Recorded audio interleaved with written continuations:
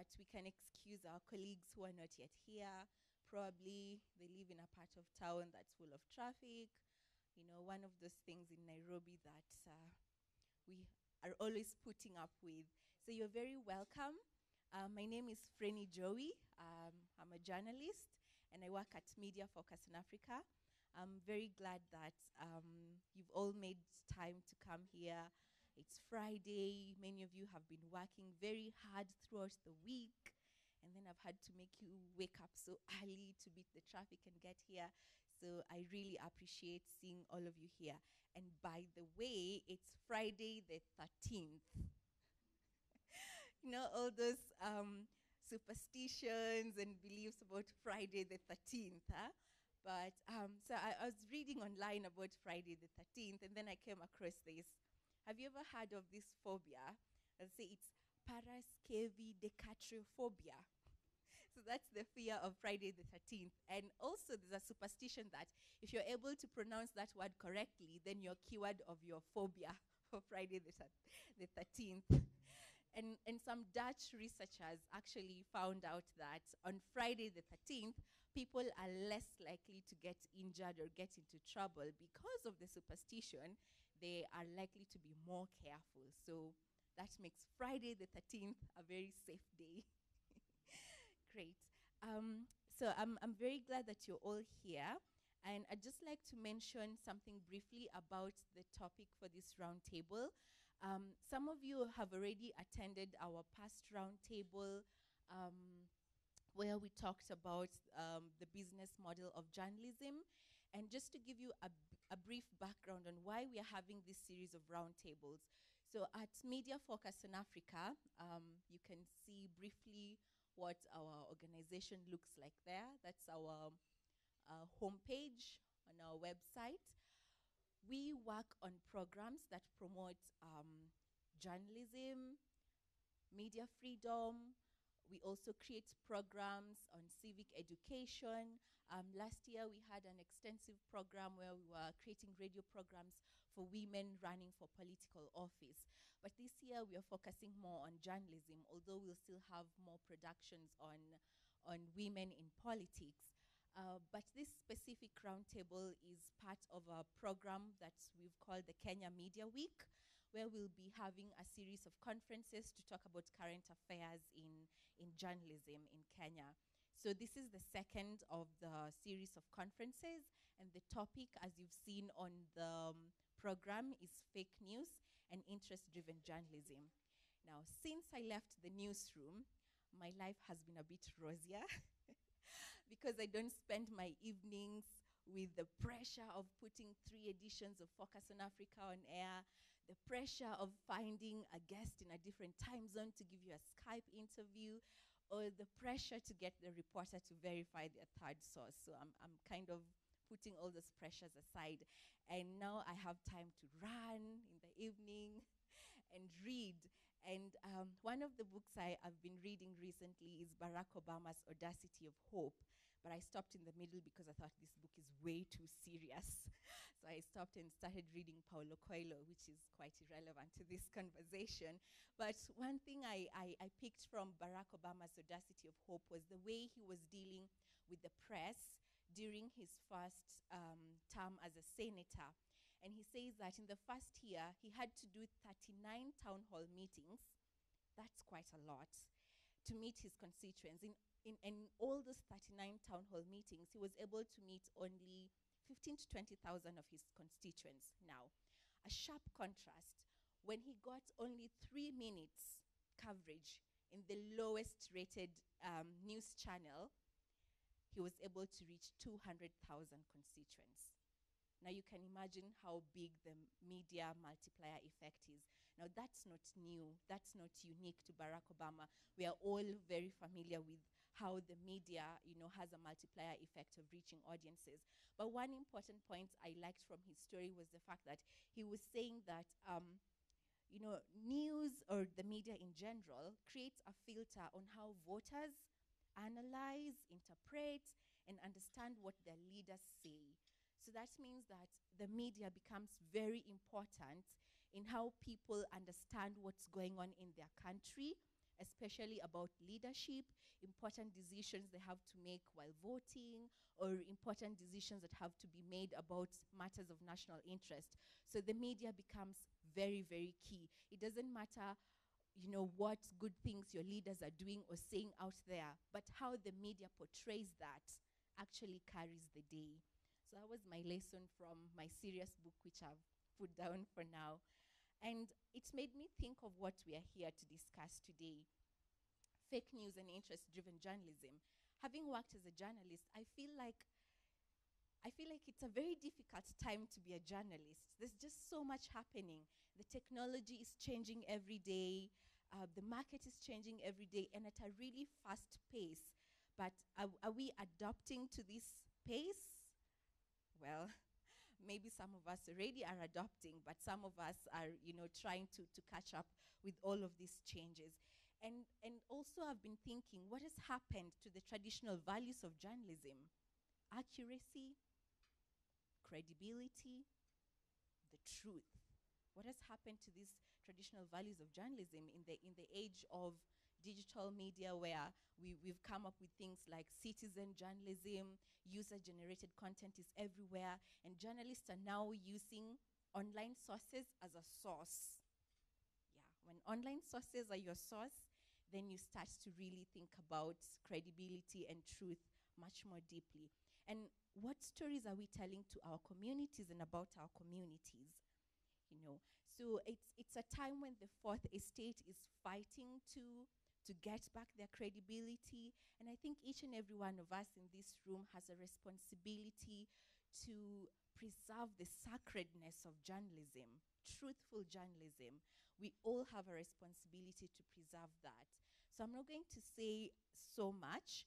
I'm going to invite Lynette Mwangi, who is a lady who's been working in the media industry, but she has a background in the legal, in law. She's worked at Standard Media Group as a legal officer in the CEO's office. And currently, she's the CEO of Media Owners Association. So she's also the founder of Udada Movement, which is a forum that advocates for girls' and women's rights. And Lynette is also a member of the Law Reform and Constitutional Implementation Committee. She has a bachelor's in law and MBA in business and strategic management from the University of Nairobi. So ladies and gentlemen, please a round of applause for Lynette Mwangi for her opening remarks.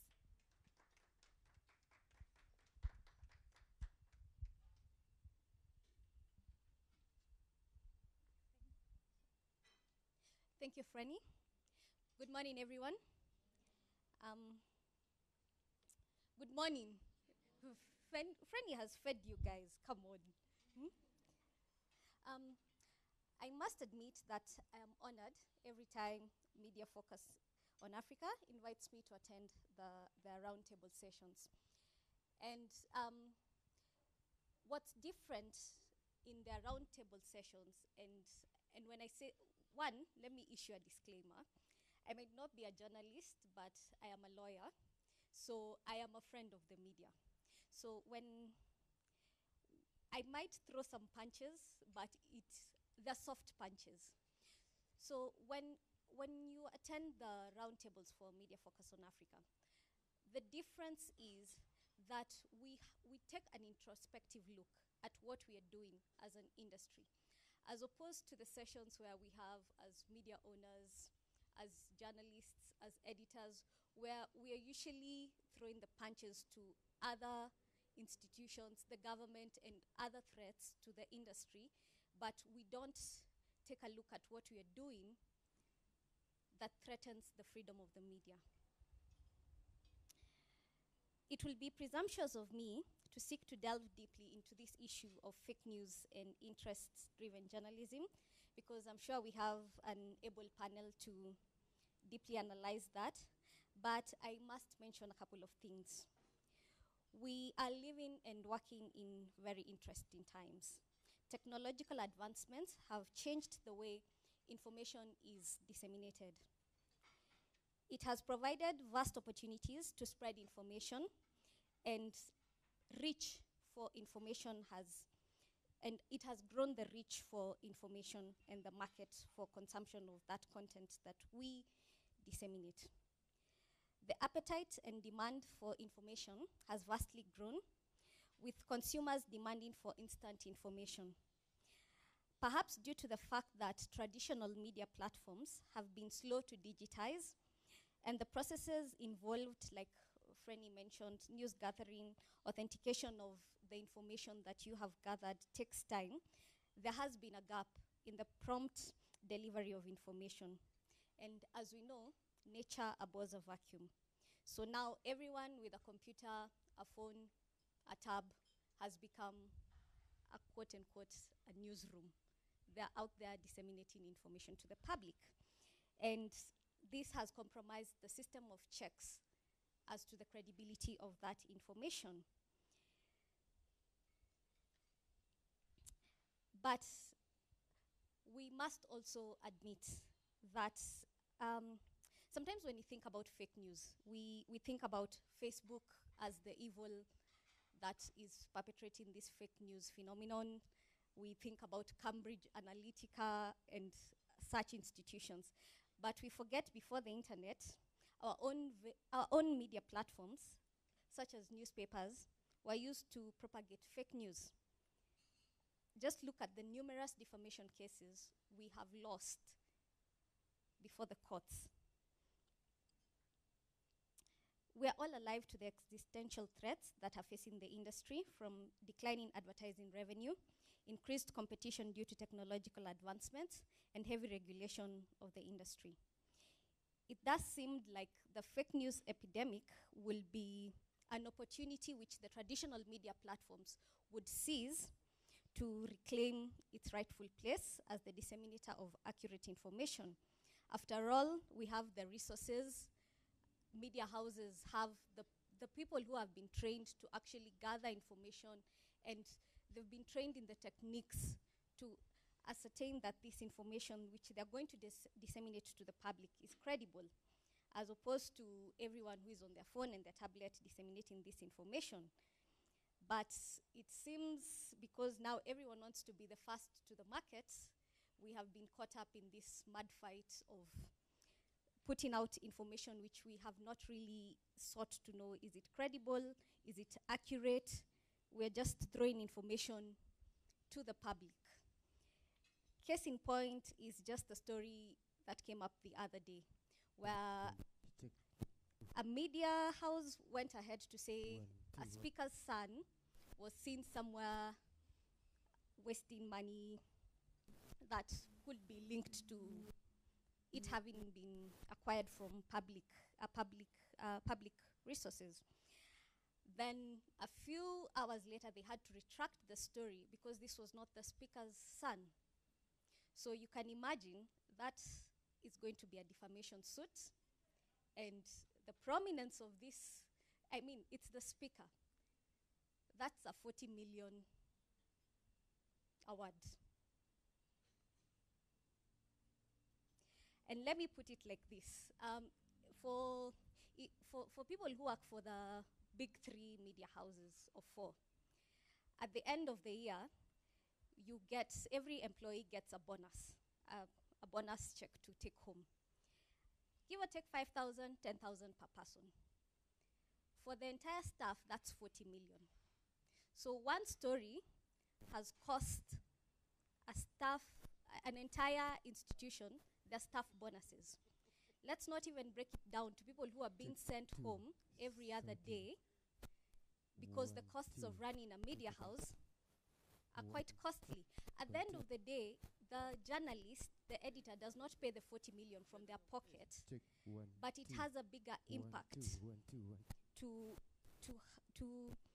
on the day-to-day lives of even just your colleagues who you work with. But beyond the loss of revenue, we are also damaging our reputation as the people's watchdog. And we have become a tool to be used and dumped by politicians. Once politicians settle their differences, we are left with our tarnished reputation, wondering what's next for us. I happen to be a member of a WhatsApp group for the media industry. And After the handshake, the industry, people in the industry were puzzled because now they were like, okay, then what happens to us? Because we had taken sides. We were pushing for interests of politicians. So when politicians have advanced their interests, they have settled their issues, the industry is left wondering, now what happens to us?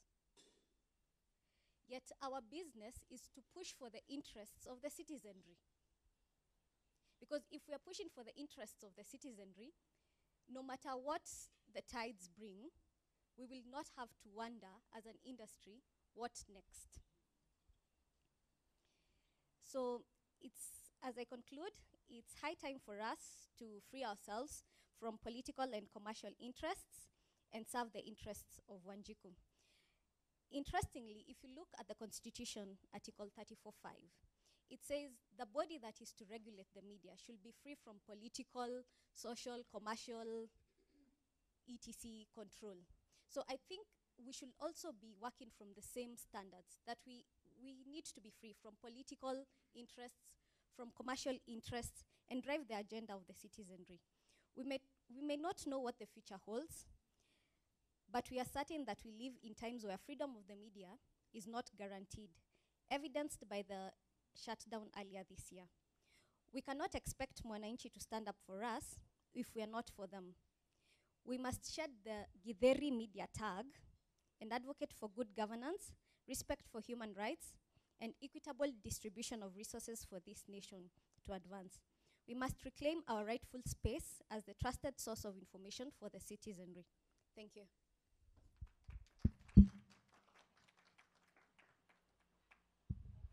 Thank you very much, Ms. Lynette Mwangi. The fact that you are at Media Owners Association and as their CEO, so we are confident that media owners are aware that this is happening, because in Kenya, most of our media is commercial and they have to rely on advertisers. And politicians are one of the biggest advertisers. Jerry Kireni from Kenya Audience Research shared very interesting insights in our last roundtable, showing us where the advertising revenue is coming from. And one of the leading revenues for media was government advertising. That goes hand in hand with politics. Betting. So you can imagine if our media is being financed by, politically instigated advertising and betting, then you can imagine how it becomes a delicate balance for individual journalists and editors to have stories that are free from certain interests, and certain interests are driven by, many other things that Lynette has already mentioned, and I don't want to go back into that. So I'd like to welcome Julie Masiga, who's going to be moderating today's roundtable. So she can call upon our panelists, and then we can kick off our discussions for this morning. And we are live streaming on Twitter and Facebook. Our username is media_focus. That's Twitter at media_focus. Facebook, Media Focus on Africa. And the hashtag is #MediaMattersKE. #MediaMattersKE. Julie, over to you.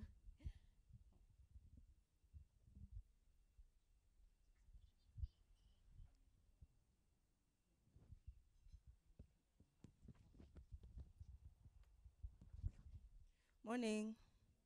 How are you doing this morning? We're already running a bit late, so we'll just jump right into the program. Shitemi Hamadi from Internews Kenya is going to do a presentation on fake news monitoring. And after that, we're going to go straight into the panel. On the panel this morning is Churchill Otieno, who's the digital editor at Nation. Shitemi Hamadi is on the panel as well.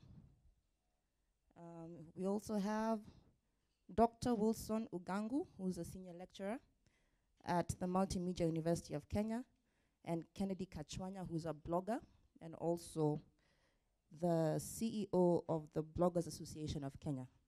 So without further ado, Shitemi, welcome.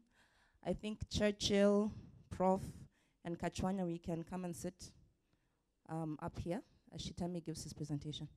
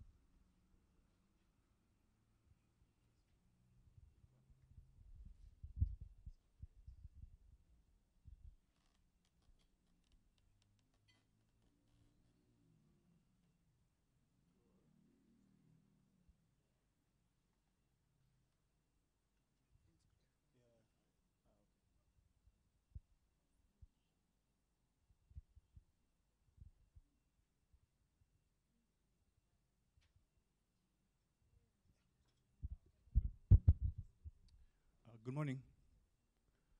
Good morning.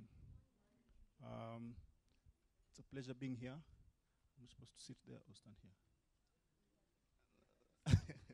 Or I go in between? Great. So my name is Shitemi. I work at Internews. And it's great to see a good, diverse participants and panelists here. And hope we'll be banking on some great knowledge from people of academia, the likes of Dr. Ugangu and Christine, and those within the newsrooms, the editors, Andy Kagwa, as well as Churchill. Internews has been implementing an initiative, especially targeting radio stations, on how they can avert reporting on fake news, but also help better inform those who perpetrate fake news online. And it's been working with the Media Council of Kenya. And so my presentation is partly based on what has been monitored, both within the media houses and also what actually happens outside of the media houses, largely in the digital space. So I'll start by at least providing a few of the fake news incidences that have been reported to contextualize the conversations today. So the first is that from the Kenya Airports Authority, where someone, of course, was decided to take advantage of, in my view, Kenyans who a huge chunk are unemployed, and decides to publish job opportunities that do not exist. Now, I was asked to try and link fake news, special interest, and propaganda. Now, when I look at this, I'm not so sure what the person who started it wanted to achieve. Is it to take advantage of young people? And what do they gain when they do that? But the other thing is also, how has Kenya Airports Authority clarified it? And we'll see in a later example how somebody else has done something different, see whether has it been impactful or not. But one of the important things also here is how now, when someone goes to the official Twitter account of Kenya Airports Authority, can actually see it's a verified account. So any information that comes out of Kenya Airports Authority is authenticated.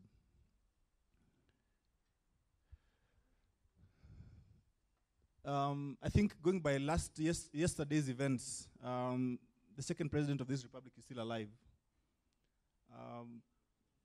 Now this, a cut number of people, especially prominent individuals, have been killed online.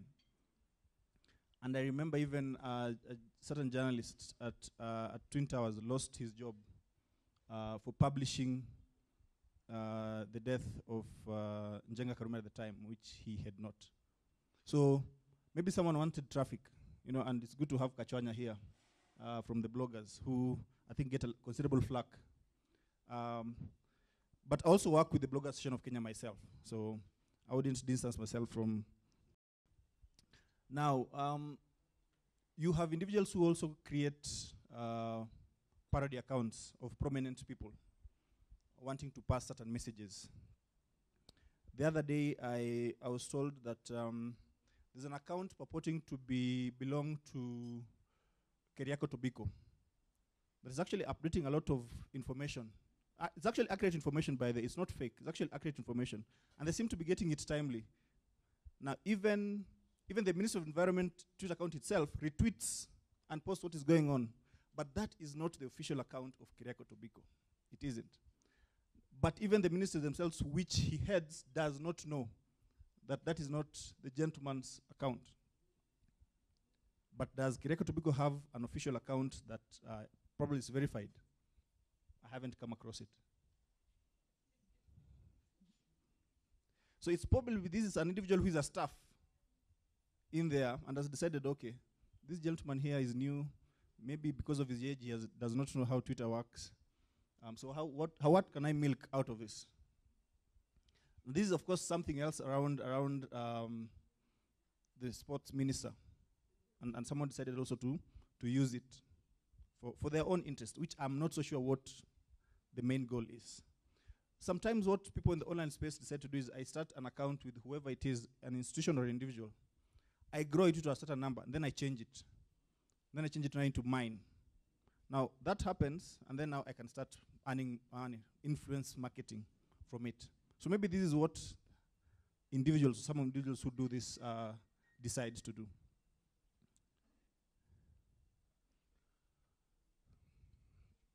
Now, popular comedians have also not escaped this. And someone decided that Churchill and Eric Omondi had a brawl somewhere, took an image that will actually reflect that Eric was hurt, and decided to publish it, including the reasons as to why the brawl could have happened. And here's about debt. Now, maybe somebody was targeting the individual that is Churchill. Maybe someone was targeting the show itself. But maybe someone was actually using an existing problem that exists in Churchill show management to just paint a certain picture, which, while this is inaccurate, the situation could be true.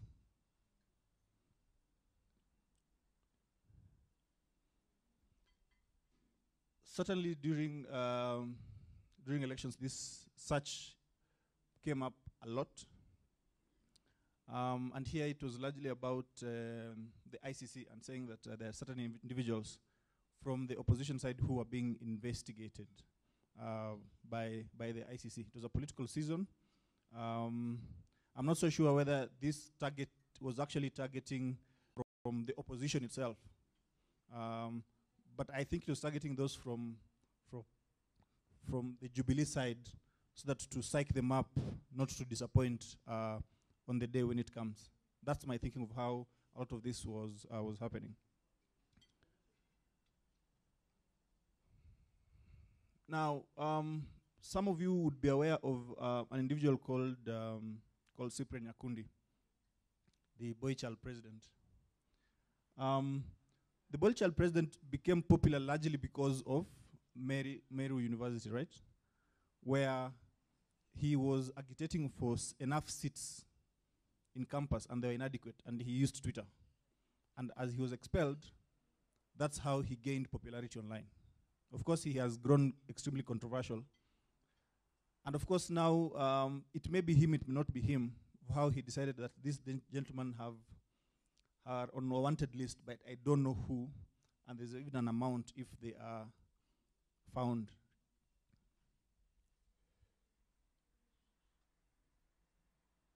Now, Churchill here, who is the editor of, has been editor of Online, would perhaps explain such better when a completely different topic that is not political. Because a lot of what has been happening has been political, but this is not political at all. It's about health. And they publish an article.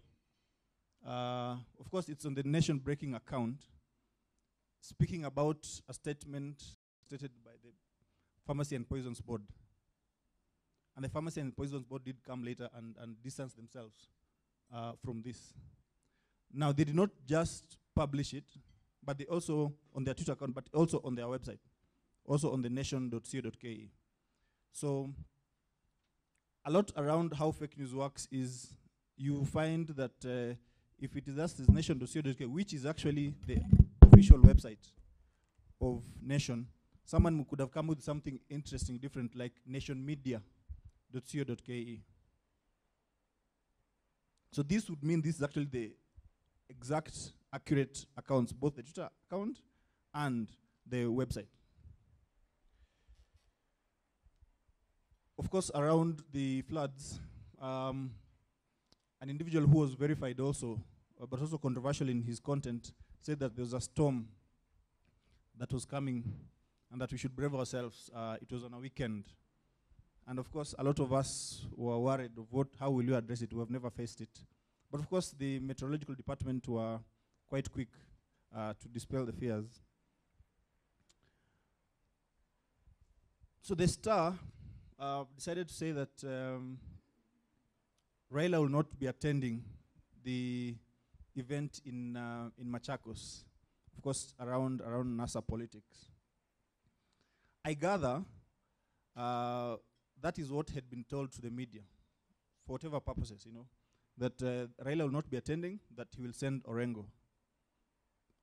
And considerable media houses did, in fact, even Nation did a whole article giving that journey. And Orange House were very quick to distance themselves, and even reporting to the Media Council about how Nation was publishing fake news on the same. But I gather that's who actually came from ODM themselves. But of course, on the D-Day, Raila did attend the event. So what was someone trying to do within the party itself? And that made media houses believe that what they are posting is actually accurate. But it was something totally different. Maybe they wanted to gauge the mood, you know, of what Kenyans would say, and then decide to go with it or not. So another commercial issue, someone decides that because Uchumi has been having trouble for the past 4 or 5 years, then actually the head office is being auctioned. Okay? So you ask yourself, who could be behind this? Of course, this is published by a platform whose owner is a former editor of the 2 leading stations, which means that they are quite abreast to the gatekeeping that's supposed to be done before content is published. So could this be competitors, you know, in the retail sector who want it to collapse completely, you know? Could this be actually coming from internal? Could this be the creditors who have not been paid for too long? Or could it be just someone trying to take advantage of a situation? The other time, you remember someone decided to publish fake currencies that will be coming out sooner. And it went viral. And we all thought, oh, amazing. And different conversations, different reactions of how the new currencies would look like. Now, I think if we are all going to look at our currencies, whatever amount you have, it's not dated any date beyond August 27th, 2010. I think it's actually July 10th, 2010. Because under the new constitution, the constitution is no currency should have the face of an individual, right, or personality. And the gentleman would come later and say he was just having fun. Just having fun. See how will Kenyans react?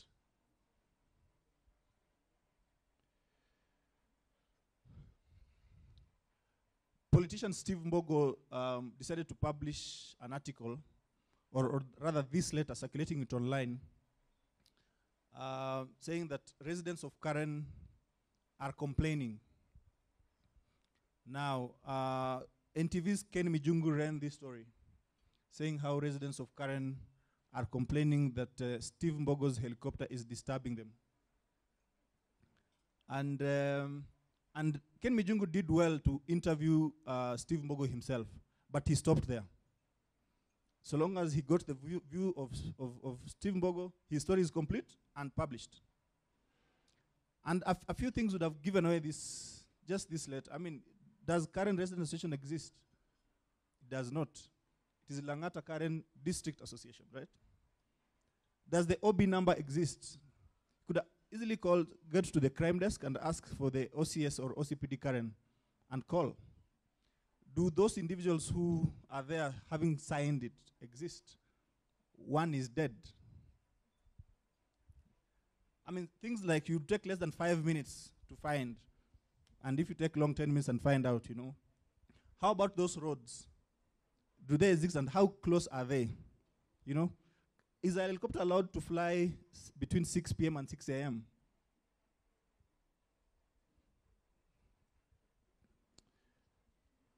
So those are some of the concerns that have come up that, of course, put to light fake news that is happening online. So the first question I ask is, who is actually perpetrating fake news? Now, journalists are doing it. Handles.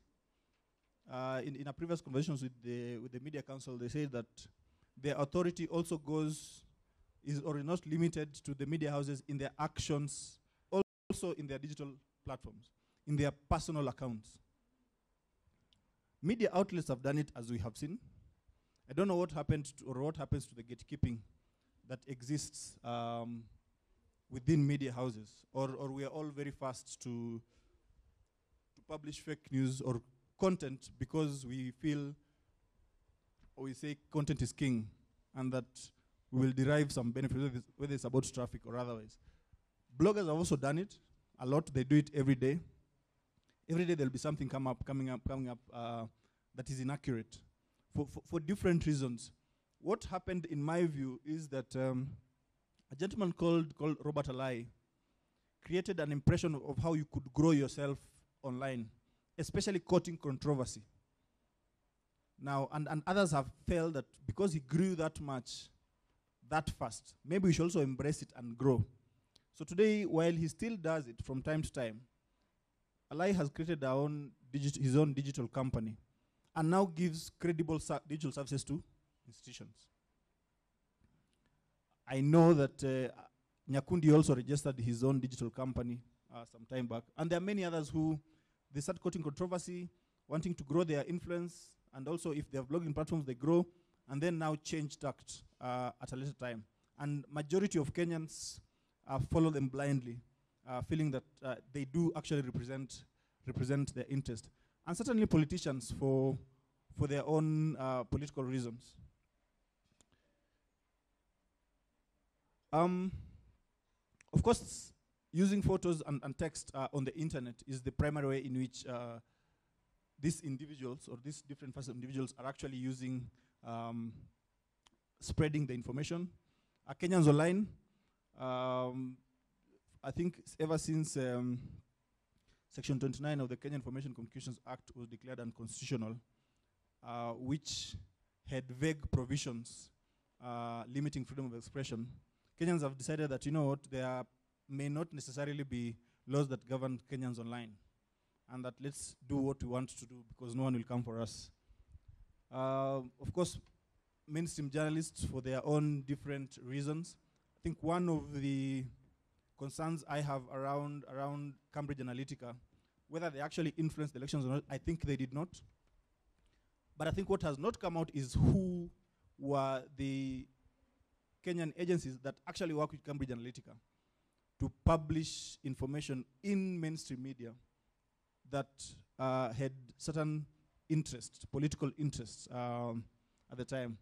Blogging platforms, of course, social media, including WhatsApp, and it's a bit very difficult, monitor what happens in those WhatsApp groups. And of course, the techie here would try and tell us whether it's actually possible to actually check conversations. The NCIC and CA did come out with certain guidelines before elections, but I doubt they went anywhere. And there are pockets of individuals who have been presented in court for information that they publish because the admins are in WhatsApp groups. So perhaps how those cases turn out will be something to matter. But of course, the other thing that which we'll see, I'll discuss later is Google, because as people publish content online, search is one of the key ways in which people actually get content. Now, during elections, or just before the elections, when you went online and published anything to do with UNGA, this was the first result that came up. So a quick glance on it, you may not necessarily see that on the left, there is an ad, which says it's an advertising. But even if you saw it, the next thing you see the link, is the Standard Media Group link. And that is actually the main link of the Standard Group, right? But now, when you go to the title, you see Uhuru lowers UNGA prices. Uhuru for us. So what does that tell you? I think quickly what I'll deduce from it is that the Standard is pro-Uhuru. Right? But I'm not so sure. This is somebody else who was taking advantage of a story that Standard did and decided to, if the first result that you find, it will be that. The same thing when you decided to publish maize, to search maize. So I talked about search, that search is king, and people use Google to promote it, or they pay for advertising, and to realize certain results of interest. Of course, I think over the period that we've monitored this, politics has taken the large part of all, or the majority of the fake news content that has been published.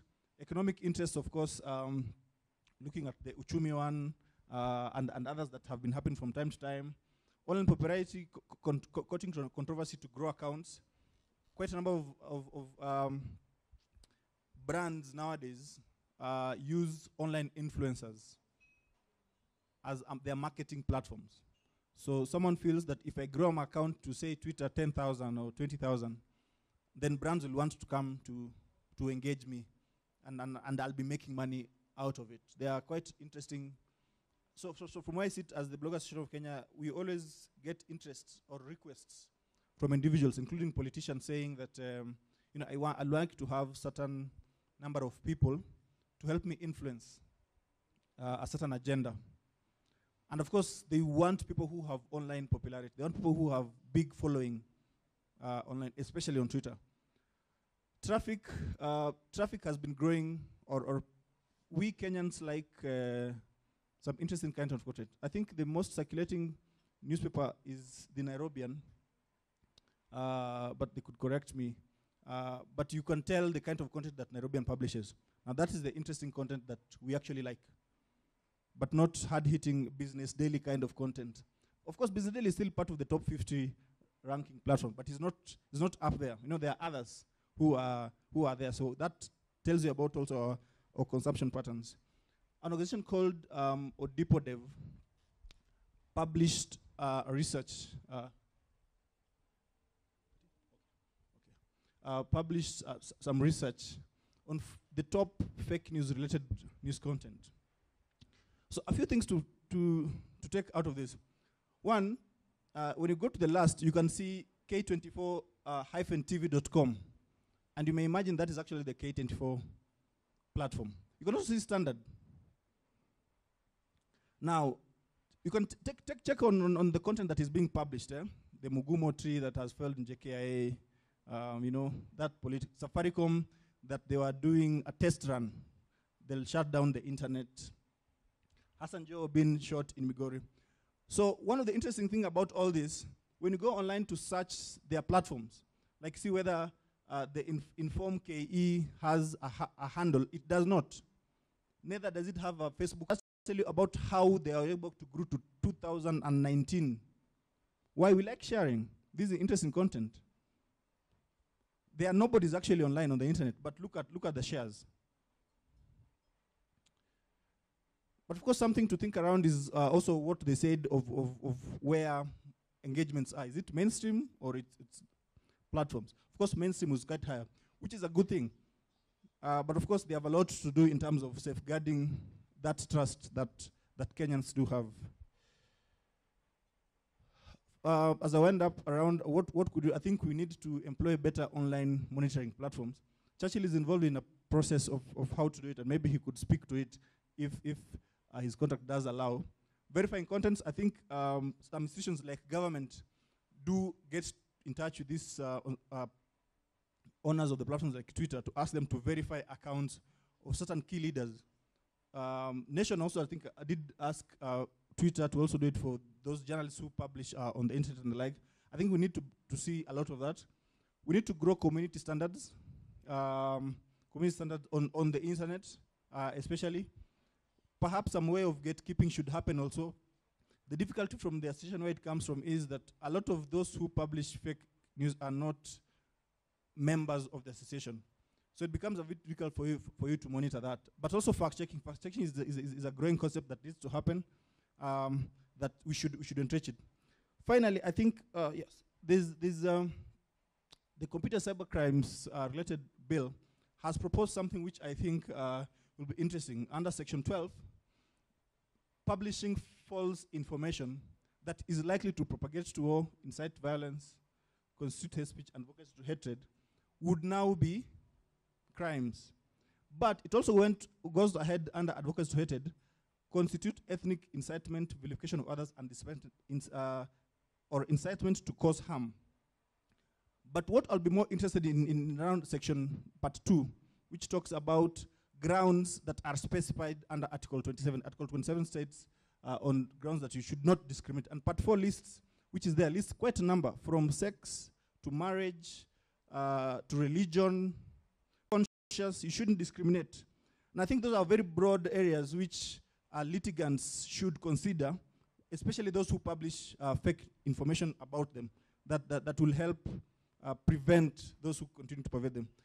Finally, there was an account that was publishing online, giving very disparaging comments from Honorable Moses Wetangula against his contemporaries in NASA, especially Raila. Now, but what Wetangula decided to do is to write a letter and send that letter around.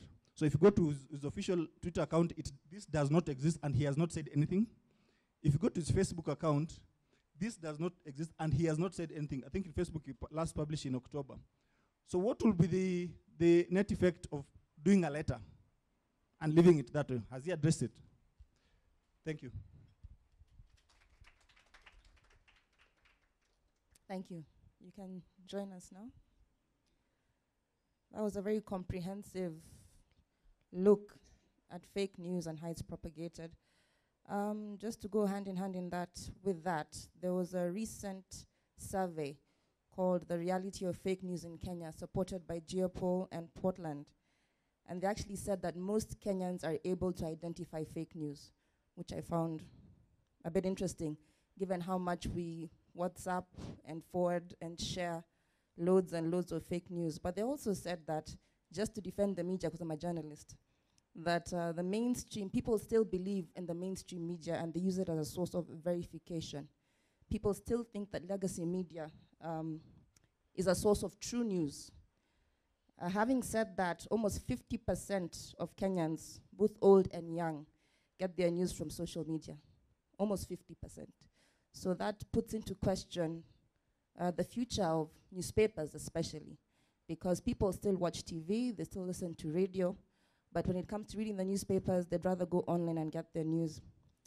Having said that, I think we should delve right into this topic of fake news and interest-driven journalism. I think I'll start with Prof. Being from the world of academia, can you just give us a brief explanation of what exactly is fake news? I know that Shitemi has taken us through what it looks like, but how do we define fake news and how do we define interest-driven journalism?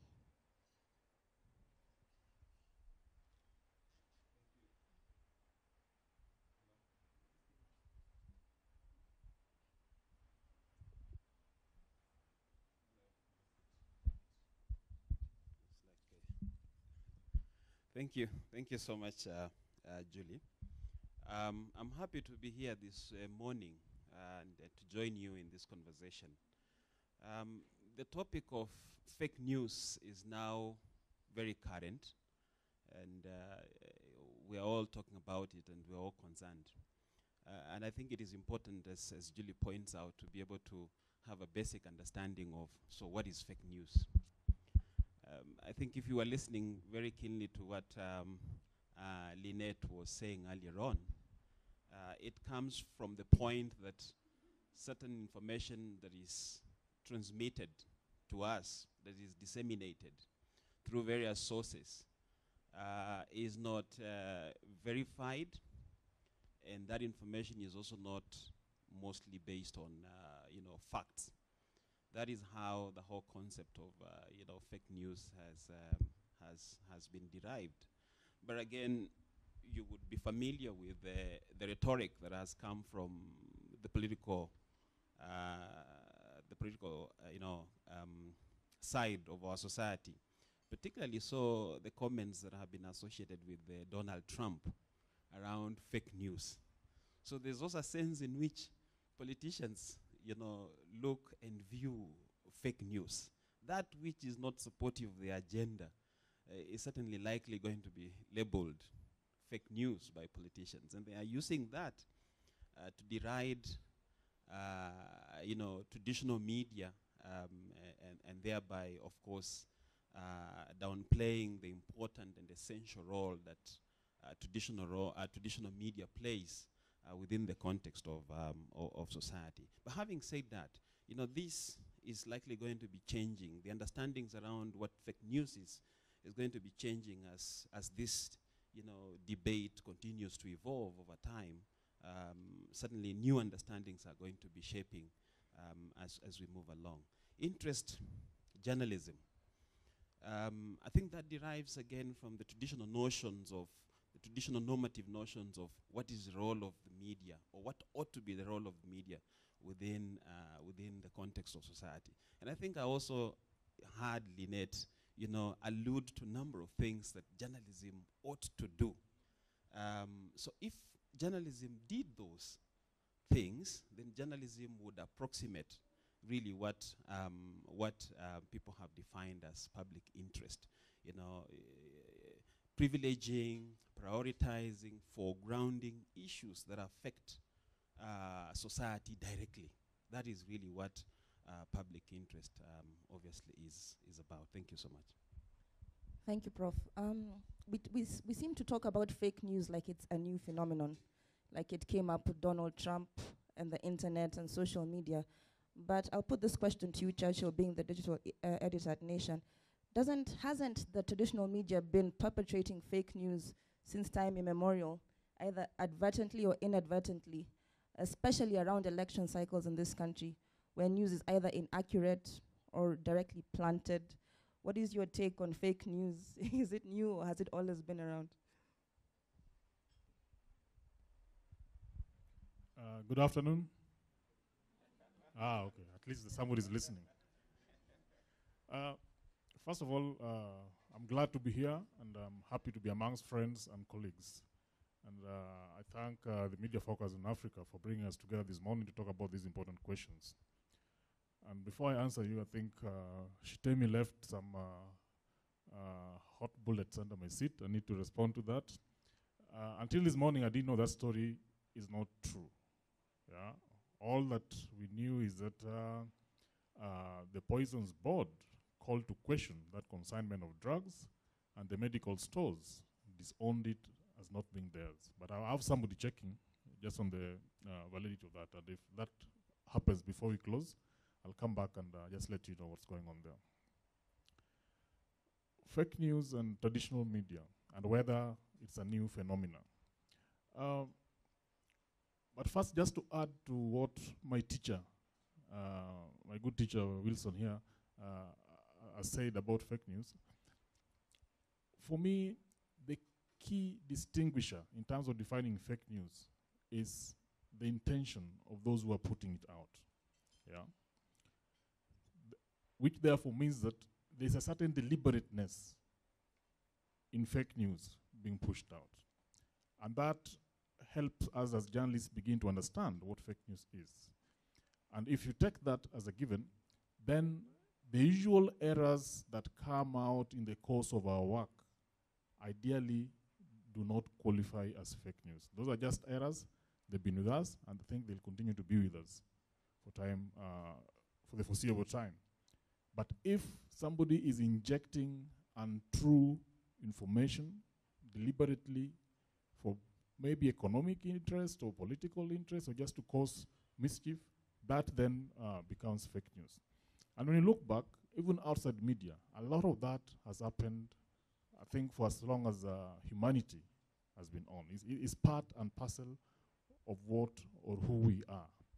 What has made it a big deal currently is that it's become fairly easy to distribute. It's become fairly easy to spread it to masses, and therefore it's becoming a nuisance. And when you look at where the world is now, even if you go outside Kenya, there seems to be a huge contest around truth. And people think that each of us is entitled to our own truths. And we come into conversations, we come into situations with a certain lens and aggressively push it, sometimes down the throats of others. And that then helps those of us who have creative talents, who can do good pictures, good videos, to then sell that skill to interests that are willing to pay and then manufacture fake news. So that indeed today, one could say there's a fake news industry, that you can go out and just make a living out of creating fake letters, fake stories. I hope that helps. Not quite convinced, but let's just move the conversation forward. I think I'll ask Kachwanya this one. It seems that the bloggers were at the forefront of at least the fake news that erupted in this last election cycle. A lot of the fake news was on social media, and anytime you read something on a blog, you were kind of wondering, is it true or not? As Bake, what have you done? What are you doing to ensure accuracy, credibility, truth, and objectivity? Because these principles also apply in the online space. Thank you. I get this question a lot, and I think to understand what we do, sometimes you need to understand how internet works. I was just looking at one of the researches that came out recently by MIT, and their finding was disinformation spread further, faster, deeper, and more broadly on social media, on Twitter, Facebook. So going back to what Shitemi was saying, that guys looked at some people who have grown faster, and then now they think that's the best way to do it. But the research back it up, that if you put out misinformation online, it goes faster, further, deeper, and more broadly. And actually, what they were saying is, like if you put a true information online, it takes 6 times longer to reach 1,500 people compared to if you lie. Okay? It also takes 20 times for truth. If you put a Twitter message which is true, it takes 20 times to reach long to reach 10 retweet compared to if you just put a lie out there. Now, that's why people think this is something that could help them grow their numbers. So on our side, what we do is we believe that you need to grow a culture where people understand how to verify information. Because from where we sit, you can't say, I'm going out there and verifying for people the information. It has to come from people themselves. So one of the things we do a lot is to do training, more of what bloggers needed to do. And also, one of the things which we have been wrestling with is how to address the issue of money. And this money issue affects both traditional media and, of course, the new people who are trying to, survive. One thing we have to also understand is that internet is helping so many young people to now make their living. And sometimes some of these negative aspect of it blinds what an opportunity online is for many young people in Kenya now. I walk around this country and I find so many bloggers, find so many young people who are on IT side, they're just trying to make apps. A lot of creativity. Like when I look at what Ms. Shitemi was talking about, the currency, it was awesome. I didn't consider it fake news. I just considered it a misrepresentation of a talent. Okay, so I think we should look at how we grow a community that really understand what is good and what is wrong. And once that's happened, then we will be okay. Because I look at the traditional media, sometimes you know this is tabloid. So when you go to the street, you find some of those newspapers were on the side, and you look at them and you don't take them seriously. But when you see something on Nation or Business Daily, that now is something else. Now that's the point where we are looking at it. How do you work such that some of these people remain on the fringes, while you know that if I see this from this account, this has to be something that I take seriously. All right. It almost sounds like you've justified fake news a bit. Because, for example, majority of fake news, this is my view, are from official positions. Now, if, for example, and this is just an example recently, where Ministry of Foreign Affairs put an information about being congratulated by the president being congratulated by, which country was that? I think Egypt or something. And they had to come back when people try to dig further. And the reason I'm saying this is bloggers really put out information that most people fear to put out. And sometimes what people consider fake news are from whistleblowers. So look at national bank issues. Bloggers actually were accused at some time that we ran Imperial Bank and Chase Bank. We caused the bank run and that. But yeah, by the CBK governor. And the reality was, it was true. But when the official guy come in an official capacity and tell you this is fake news, traditionally you tend to say that's now fake news because they are denied it. That's why I was even wondering what Churchill is trying to confirm, whether it was fake news or the guys are just denying what is true. Churchill, you can clarify for us that later. I just want to come to Shitemi quickly. I think one good point you raised, though, is that Kenyans online have become a self-regulatory and self-verification force, especially Twitter. So that's probably one of the silver linings around the cloud, the dark cloud of fake news. But there was a study done in 2016 by Portland, and it was called How Africa Tweets, and it found that Africans hold more political conversations on social media than the whole of the US and the UK. And I want to bring that question to you, Shitemi, because you were talking about Cambridge Analytica and you said you don't believe it had any impact in our election. But many people believe that it did, and especially because we're holding a lot of our political conversations on online spaces. A company that, like CA, must have had some kind of role in how we thought about our politicians, how we voted, and ultimately the outcome of the election. What do you think? Before I answer it, I want to give another example. In 2014, Senator Wetangula was facing a by-election. His election as a senator had been nullified. It was Halloween season, and a Halloween assignment had been confiscated at the port. A cable went online saying that that Halloween consignment belonged to Senator Wetangula, right? Of course, now you'd imagine, you remember Combo had been, in I think 96, election had been nullified because of witchcraft. So someone was thinking along the same lines, you know, if we can link this to Wetangula, whether we practice witchcraft or not, but this is becoming public, what could be the net effect of that? You know, he would perhaps lose. Now, when Wetangula won, he retained his seat. He decided to find out who is it who was perpetrating it. So he found out that that platform is registered in Switzerland. Okay. The company that's registered in Switzerland is registered in the US. And that company is registered within another company in the US. He has never gone anywhere with that case till today. Now, but did it actually deter people from voting for him? He retained the seat to this day. I do not think Cambridge Analytica was telling us things that we do not know.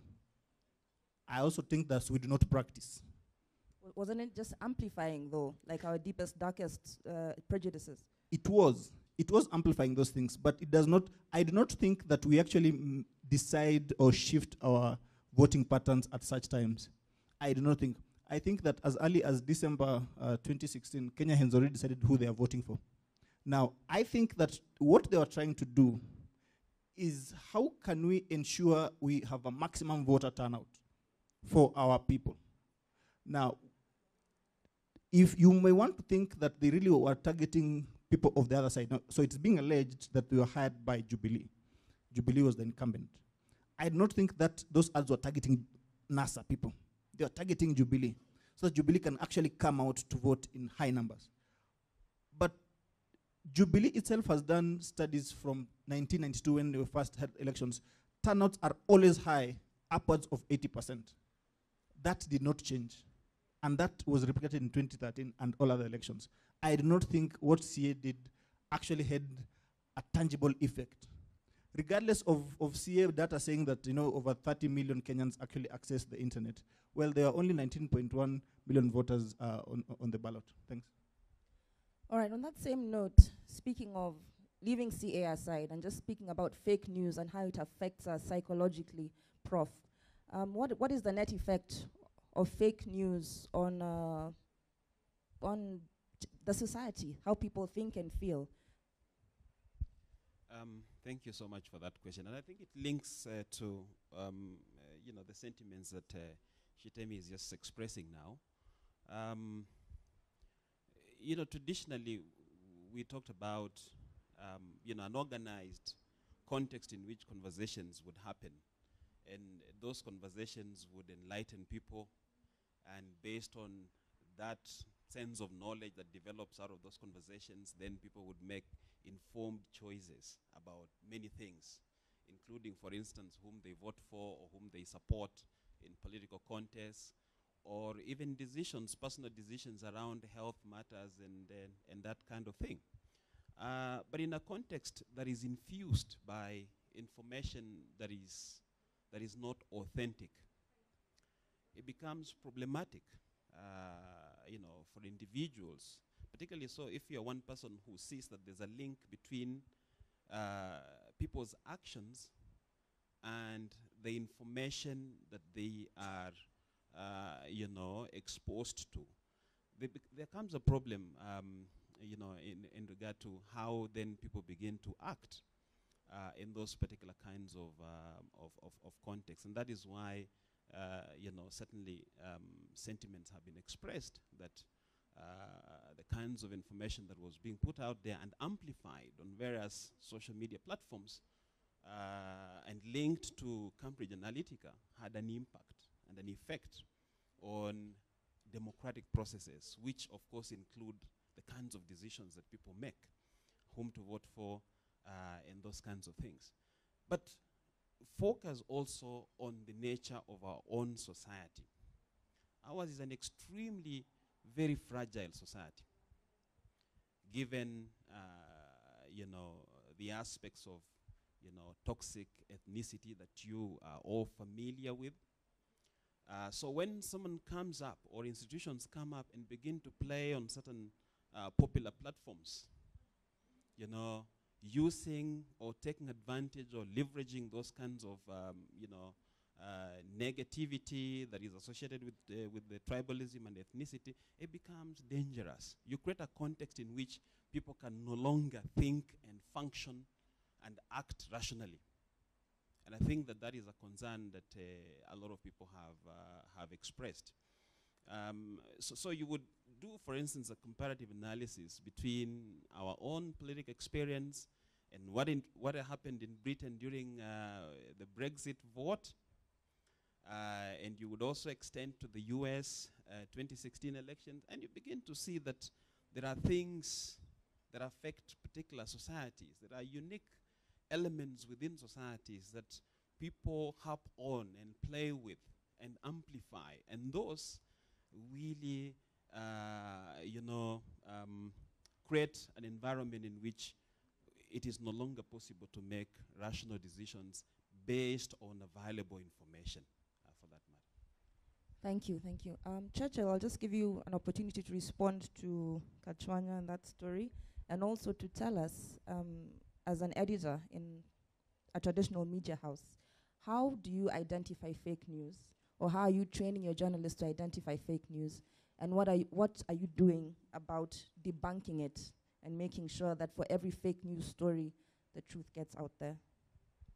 I'm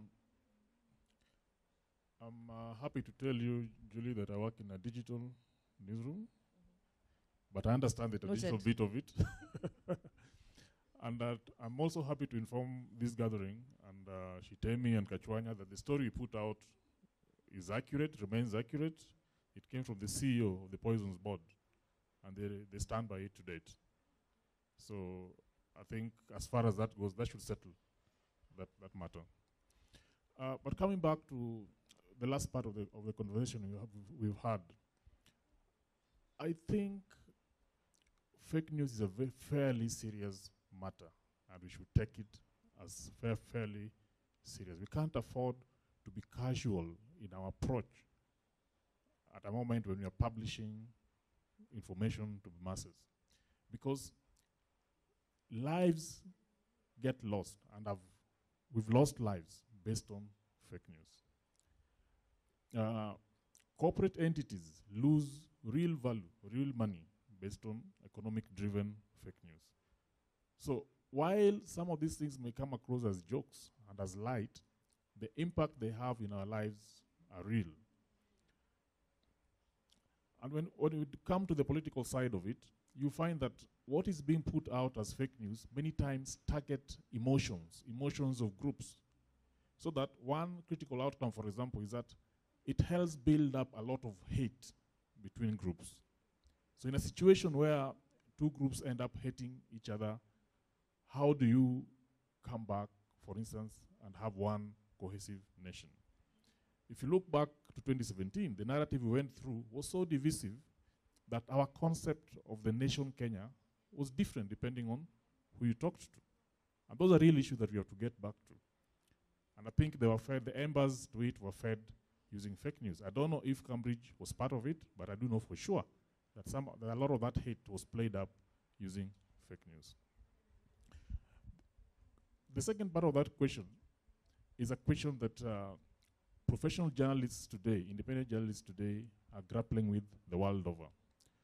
If you look at social media, the biggest social media platform globally is Facebook. Just this week, Facebook is going through a lot of stress. In fact, somebody could say it's come onto an existential moment for Facebook. How Facebook lives from now on will depend a lot on how it resolves the fake news question. And if you look at their feedback, their pushback, they're saying that they are investing in verification. They're beginning to want to work with media houses to learn how to verify information before putting it out there. But that question also comes back to us in the newsroom as journalists. And the first part of it is a very simple issue. Who is a journalist? Do I become a journalist merely because I have the opportunity to publish? Or am I a journalist because I subscribe and I'm governed by a certain set of values that I care about? I think the latter bit of it becomes very important, because if you take that as a given, then verification becomes a duty. That as a journalist, you're never ever going to put something out unless you know for sure that it is true. How do you do that? You must go to the primary source.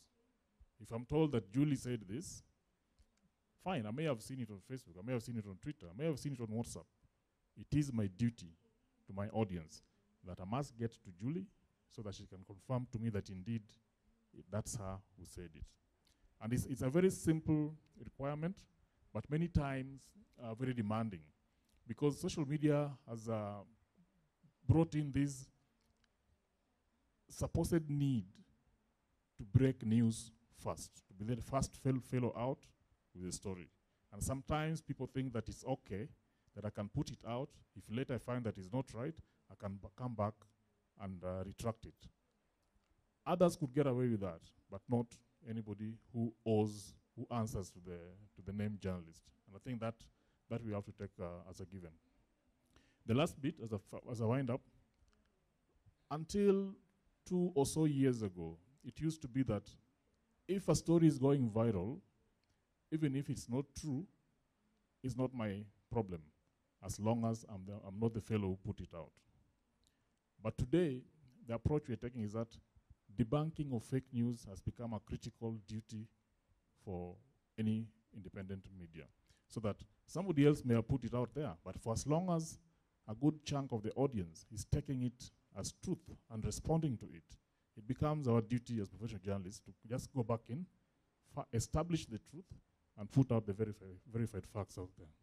Thank you. Thank you, Churchill. I think beyond speaking to our source, I think Shitami, you spoke about Ken Mijungu and speaking to Steve Mbogo about the helicopter. And Steve Mbogo said, yes, I did say that, but he was lying. So I think you perhaps have to go a step further. Yeah. I mean, on the Steve Bongo Mijungu bit, Steve Bongo bit, the primary source there really wouldn't be Steve, isn't it? The primary source would be the person who supposedly authored that letter.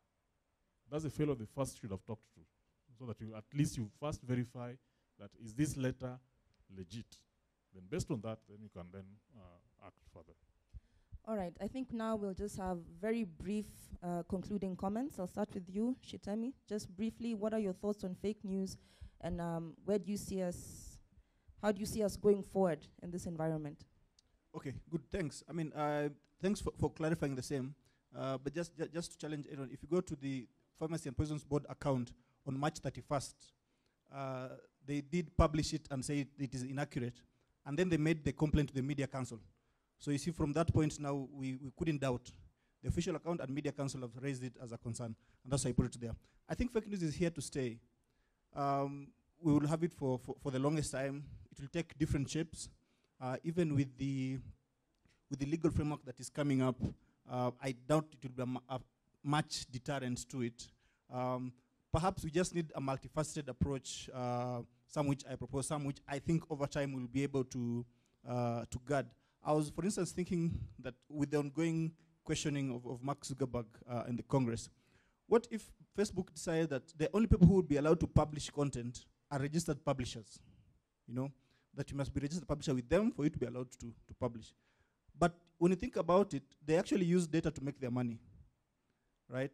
And their community standards are still struggling of how to limit them. A hateful or violent content in India may not be the same reacted in Kenya. It's very different. So it is here to stay. The challenge will be there. I think it's just how, especially the mainstream media itself, how do the players ensure that they guard themselves against being perpetrators of fake news? Thanks, Kachwanya. 30 seconds.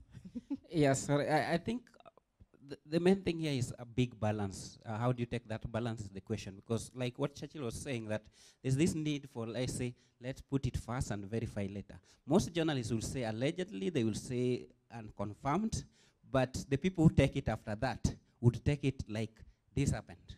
You see? Now, extend that to see the impact that it has on society in the short term, but also in the longer term. I think that we have put together very concerted measures to address the question of fake news within our context. Normally, and now as is the case, within the context of Kenya, you know, the first recourse is always to begin to think legal, you know, what regulations, which is fine, and we have done that in the past, you know, in regard to a number of other issues. But this is so complex. What it requires is that it has to be a multifaceted approach. Legal, yes, but also other mechanisms need to be put in place. And like, for instance, what Media Focus in Africa is doing now are obviously extremely very important.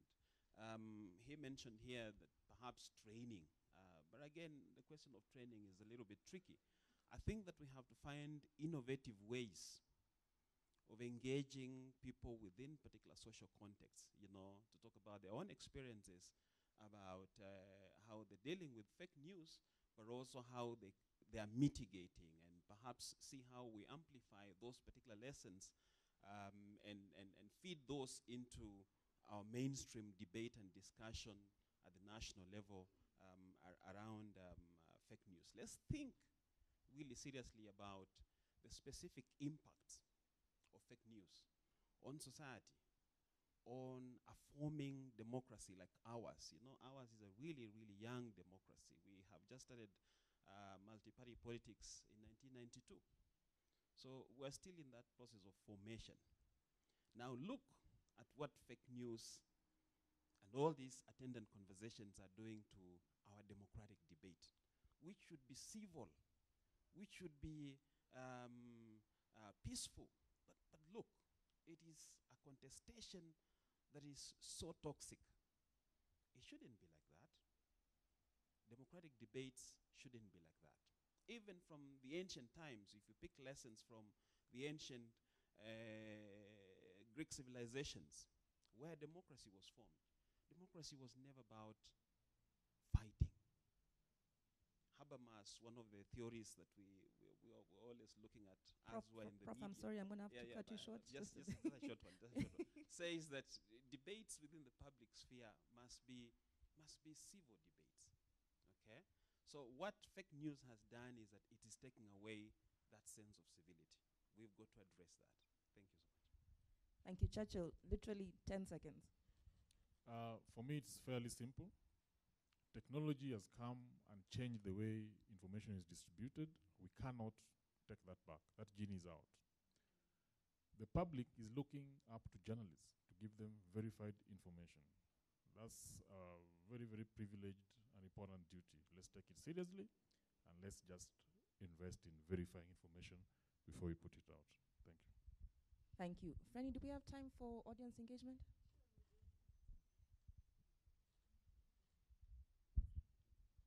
All right, so we're going to take questions from the audience. Yes. All right. Definitely, Julie will. So, all right.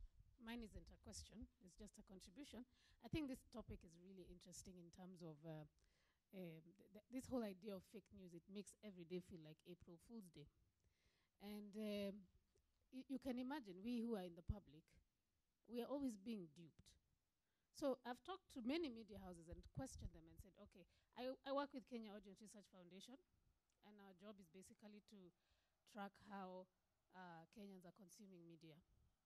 And I can tell you, indeed, they come back to mainstream media to verify. Because you can imagine, you're on social media and there's just so much going on. It's a whole world of so many things, and it's coming at you, so many notifications. In the evening, you want to say, oh, let me just see whether this was for real or not. But I've spoken to media houses, and every time I say, guys, you're off the mark. You're really not with the audience. And every time I say, you've got to try something new, the first thing they say is, oh, we're going to lose our numbers. We're going to lose our numbers. I tell them that's the problem, is you think the audience is numbers. We are not blank faces. We've got character, we've got things we want to do, there are places we want to go, and we come to you so that you can give us some information. But if you think that your business is just about gathering numbers, you're in the wrong place, because the numbers are people. So people need to start thinking about creating different kind of content. And everything you're talking about there is just a question of, can we have more investigative journalism? What does that mean for media houses and your media models? How about putting in some money into real investigative journalism? How about giving your journalists money to go and find out what things are? How about the editors changing their attitude about the news desk? That's the challenge.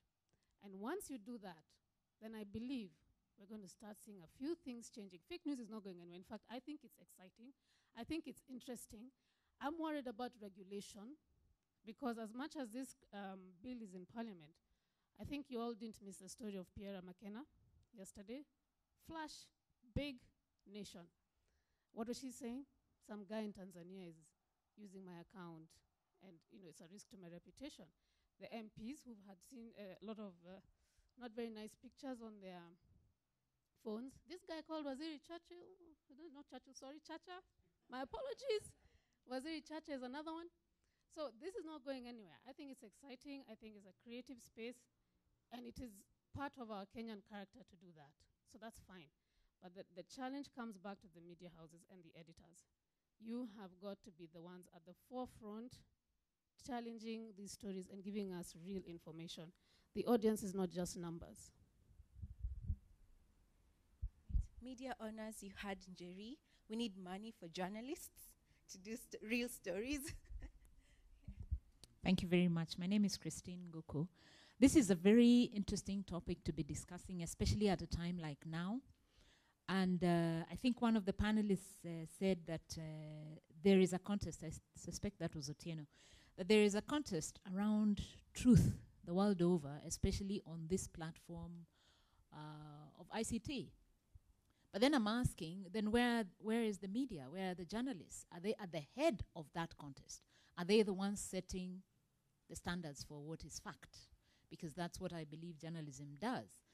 And then I'm also thinking, and I was discussing with my colleague sitting next to me, and I was saying, a time is coming, which probably this is when to start thinking about it for the editors and the media owners and those who are running management in media houses, where the individual that works as a journalist is usually personified with that media house.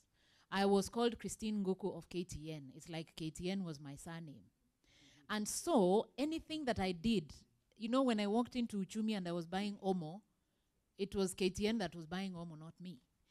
On a day like today, the Facebook accounts, the Twitter accounts, and all those other platforms, social platforms that journalists are using, they forget that they actually stand for their organizations. And that is not enforced today. We were not allowed to appear even on an ad, despite how popular and whatever it is that we were going to bring to the advertiser, even if they were our top advertiser. Why? Because we had another identity, which was the media house we work for. So if I am putting information which is not verified on my social platform, and I am a journalist, it is the media house that I work for that has really published that, quote unquote. The societies that you're speaking about, that we are talking to, have one, limited information sources. So when they hear it from Christine, it must be fact. There's no way Christine can tell a lie. There's no way Christine can forward as posted something that is not verified. So there's something that needs to happen there in terms of even creating awareness in the media practitioners of what their actions on the platform, what their sharing of information means to the media house and to their profession as journalists. The second thing is, I think probably a day needs to come when we will have a common headline across all the media platforms and probably also on the television stations to discuss fake news so that the public knows, oh, what is this fake news that is talked about? Because fake news seems to be very sophisticated and sexy. It's like talking about prostitution. When you put a piece of information that has a level of fakeness in it, it becomes more popular than the fact. And so we need to begin to tell the citizens and the public the cost of that fake news. Some few people, I think the gentleman from the Bloggers Association has talked about the cost of that fake news once it goes out, both on institutions and so on. And so I think there is need for us to also educate our society so that they get to that level where they see something and they say this is not verified, you know, and they can actually judge for themselves that this is not true, or this is actually generated, manufactured, and so on and so forth. And so to even know not to forward it. So those kinds of things where you enlighten and empower the media, I think the public fall on the media practitioners. Thank you. Thanks a lot.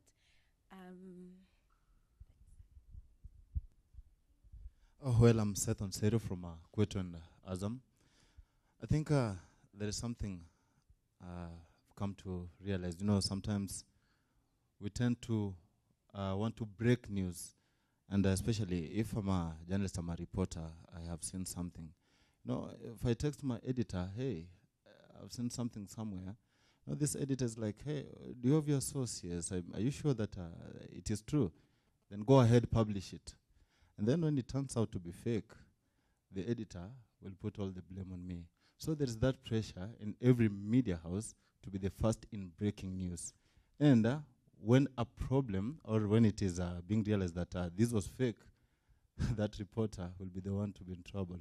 So I think also editors should verify first. Sources should ensure that something actually is right, is factual, instead of just trying to pressurize the reporter to publish it, and then later on it turns out that it was fake and the reporter is being blamed. And then another thing, I think also those who are veterans, I can use that that word, those who are veterans in the media should also find a way of helping these upcoming journalists. I remember way back, I think it was April Fool's Day, 2010, if I'm not wrong. There was this lady, Capital, published a story about Ocampo jetting into the country with female bodyguards. So this lady did not realize it was April 1st. And she went on with the news, 1 p.m. news, and then she read it was radio. So you can imagine. So I think it is something that should also be taken seriously by editors, and then it will trickle down to reporters. These have been very insightful comments. Any questions? Is there a question or comment? All right. Julie, should I give another round, or do you want to get a response from the panel? There have been no questions so far, just comments. Yeah. All right. So. Okay, thank you so much for inviting me in this forum. I'm George from the Media Council of Kenya. So there's a lot actually we have been doing about fake news, and we just realized that bloggers, I had somebody who's in charge of the Bloggers Association or something related to that. But there is actually a lot that needs to be done about fake news, because what we do, I would like to just share briefly about how, because there's a question that was asked, how is it done to ensure that fake news is detected, or something related to that. So what we do at the Media Council of Kenya, there is a check, certain software that happens, that there is a way you can follow up, and you know when was this item published and all that. And then there is something called reverse imaging, because you realize most of the people that the purveyors of the fake news, in most cases you realize that they use photos that were taken long time ago. Like, for instance, there's the recent case that I have right now about fake news, where it was published on a certain blog. It's an expose. So what happens when I try to follow up on the image, it was the helicopter that was the controversy that was between Ruto's pilot and a certain police officer. So you see, when you try to follow up on that, the person that published the story online just says Ruto's helicopter had an emergency landing and all that. So you realize there is a lot that actually needs to be done about fake news. Then we came to realize there are certain blogs that are so common with fake news. So when anyone wants to follow up to know exactly what is happening in the fake news world, you realize there are certain blogs like NIE Exposure. We have Raila Think Tank. Raila Think Tank is a Facebook group that has a lot. It has over 2 million followers, but it spreads a lot of fake news. Then there is one that is called Group Kenya. Group Kenya it's also a group that has over 2 million followers. But when you realize whatever that is published there, most of the time is fake news. So there is a number of blogs, especially Cyprian Nyakundi. We've been having a lot of stuff from Cyprian Nyakundi on Twitter. He's been spreading a lot of stuff. And then Robert Alai at a certain level, but right now it's a bit moderate. So actually there are certain blogs that if you follow up, I just don't need to mention all of them here. You realize they're whatever they do is they just publish some fake stuff. For instance, there is one that is very common with fake news right now, CNN, Kenya International, or both services. So everything they publish, like every day they post, everything is fake. NIE Exposure used to post a lot of fake stuff. Then there is Kahawa Tungu. If you follow most of those blogs, you realize they publish a lot of fake stuff. So I don't need to talk much about that, but it is really a total crisis. And it is most people try to dispute the emergence of the digital media platforms, so as opposed to traditional media. But if you realize, the digital media platforms actually has done more harm than good to the ordinary citizens, because you realize there's a lot of character assassination. People are coming up with a lot of stuff that touches on the image of people. For instance, there is one that we are following, that Ruto has purchased a helicopter worth, I don't know, whatever billion. So trying to follow up, I called even the office of the deputy president and all that. And actually, that is something that cannot even be verified. But the worst thing, you realize that there are certain media houses that have already published the story. How sure are they that Ruto has purchased that helicopter that is worth over something billion? So there is actually a lot around fake news. Thank you. I'm John Noel from the Media Council of Kenya. Thank you. Just a quick comment on that. I wonder if it would be good to publish, okay, the word blacklist has been claimed to be racist, so maybe I would use a red alert list. A red alert list showing us which blogs are notorious for promoting fake news. I wonder if that would be something to consider. Question from here, and then we move to comments. Maybe a quick question to my good friend Wilson. You're in the academia world. I'm wondering how did we get here, fake news? Why I'm asking this question is because in college, in class, we are taught about being factual and verifying facts. Now, who is getting it wrong? Is it the trainee? Is it us in the media houses? That's my question. And maybe before the mic leaves that table, our friend from the Media Council, could you just clarify which media house has run that helicopter story? If you follow up on the Star, just look at the Star, you realize the story is there.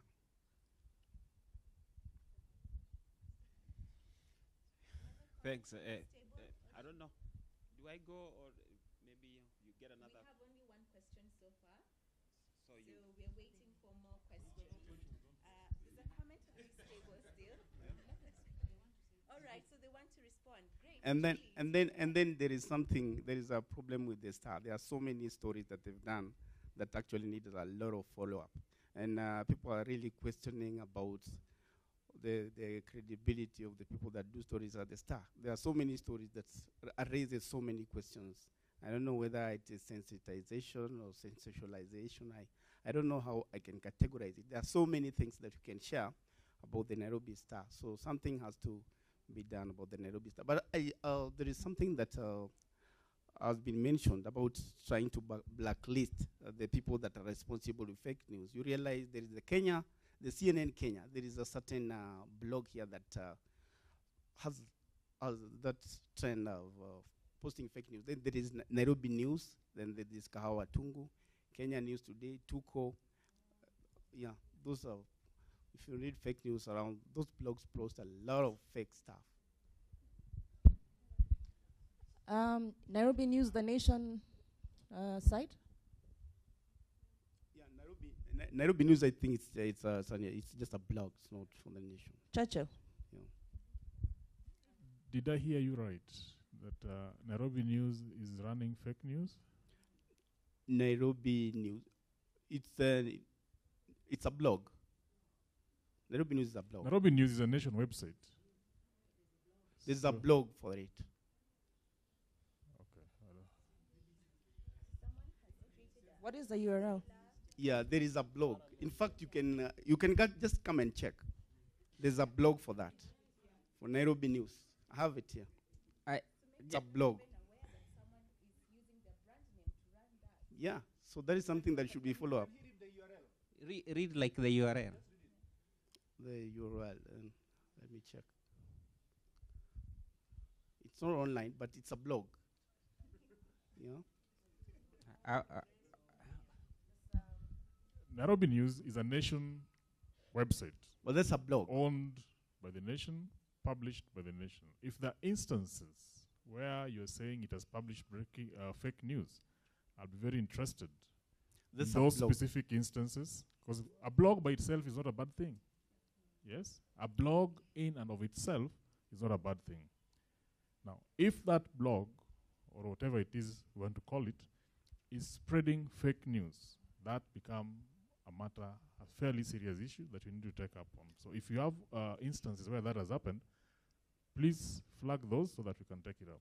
Yeah, there's a lot actually that we can share. There is Kahawa Tungu, Kenya News Today. Okay, I think we can have that conversation offline. Maybe you can share those blogs with us. But Andy had asked a question, so Prof, I think you can answer it now.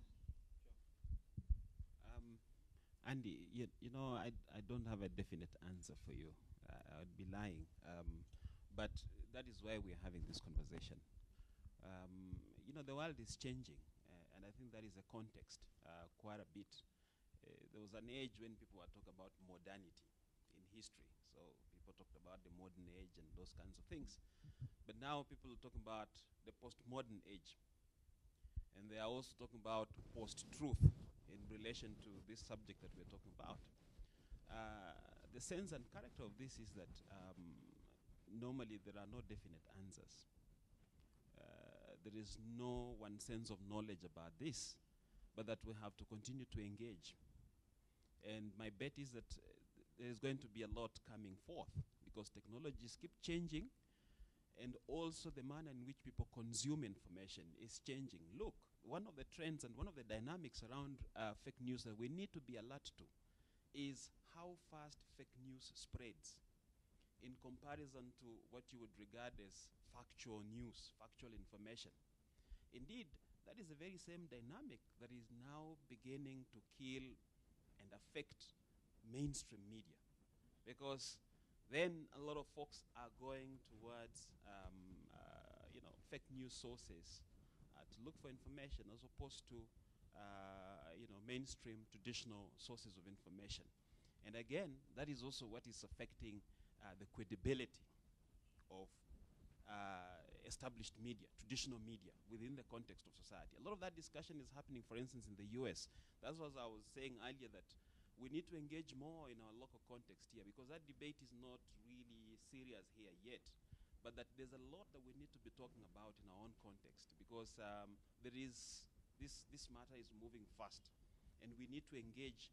We need to show leadership, and that leadership, in my view, although Christine was saying that journalists should be at the forefront, in my view, I think it has to be a triangulation of forces. It has to be all of us engaging in different ways to be able to form a solid, you know, front line that engages on behalf of society. The manner in which information moves within the African context is so different from this other context. In our context is so much about interpersonal. You know, information comes through from social media sources and percolates into the interpersonal and moves extremely very fast. So you would be talking about rural, you know, urban-rural divides in terms of access to technologies of communication. But the manner in which information moves here is so different. And so the impact of it is also extremely very different in the context of our society compared to other societies. Those dynamics, we have to debate them, we have to discuss them, we have to understand them. Thank you. We still have a comment here. My name is War Machor from Free Press Unlimited. I'm happy to be part of the discussion, and the discussion is really interesting. The topic of fake news is really important because it's facing the whole world and is actually a challenge.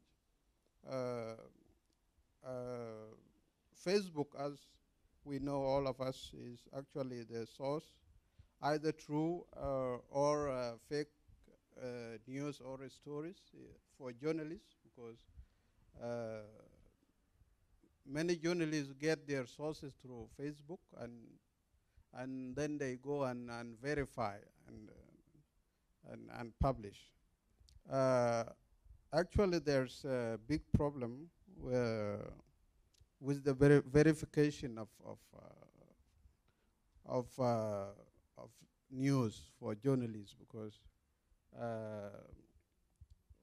specifically in some countries, maybe I don't know about Kenya because I work in South Sudan, and journalists really face difficulties to verify, because sometimes if a journalist wants to verify a story, it might take the whole day or 2 days to verify a story, while the fake news is actually spreading. And people in the African context, sometimes we believe mostly on fake news. Actually, verification takes time, while fake news is spreading on social media, Facebook. I think journalists or media houses need to address that challenge of verification.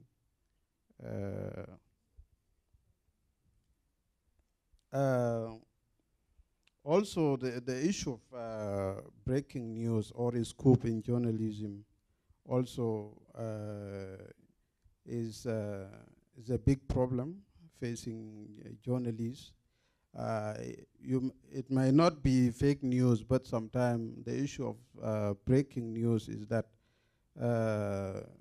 your story or article might not be 100% true, because of when you are rushing to publish a story. For instance, it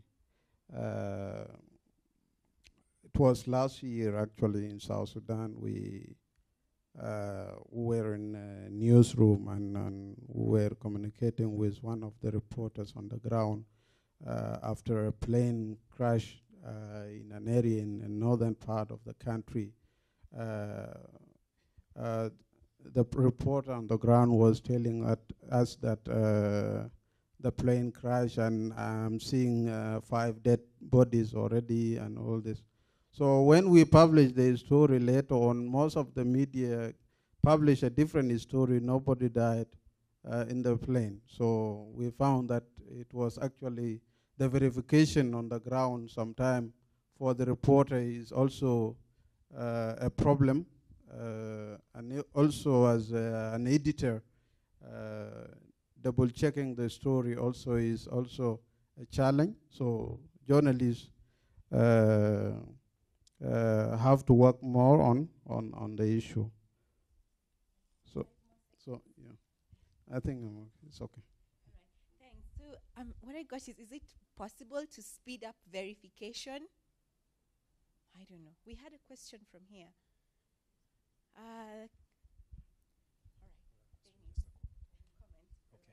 Morning, everyone. My name is Dennis. I work for Sidai Media Group, all the way from Narok. I'm glad to be here. Beautiful forum. In fact, it's very important. Mine is very simple. I think where I work, the need to verify information is very important. We actually urge most of our journalists and presenters, before you post something on air or online, just make sure it's past the proper channels, production, editor, so that you have the proper and true information and factual information out there. My other point also, I think it was just a reminder to the media practitioners around and journalists. And there's a clip I'd like to play. It's not very long, it's just a second. This clip is coming from, it's actually from a premiere that Denzel Washington was being, I think, challenged by a journalist. And they asked her, she actually asked Denzel that there are rumors that you are vying for the US presidential seat. And he had a very interesting answer to that. Let me just see whether I can play this for all of you so that you can hear. It's very interesting.